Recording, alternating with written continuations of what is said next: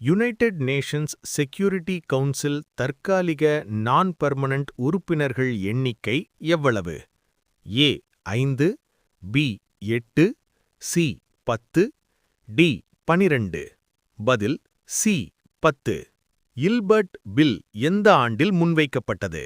ஏ 1887, B 1883, C 1892, D 1905. பதில் B 1883. இந்தியாவின் முதல் செயற்கைக்கோள் ஆரியபட்டா எந்த நாட்டின் உதவியுடன் விண்ணில் ஏவப்பட்டது? A America, B France, C Russia Soviet ஒன்றியம், டி ஜப்பான். பதில் சி ரஷ்யா சோவியத் ஒன்றியம்.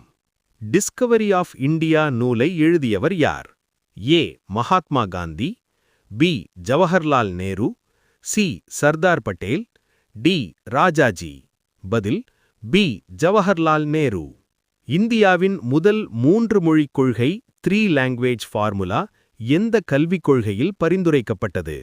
ஏ 1968 கல்விக் கொள்கை, பி 1986 கல்விக் கொள்கை, சி 1992 திருத்தம், டி 2020 கல்விக் கொள்கை.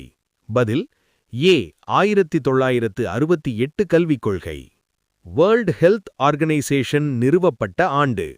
ஏ 1945, பி 1946, சி 1947, டி 1948.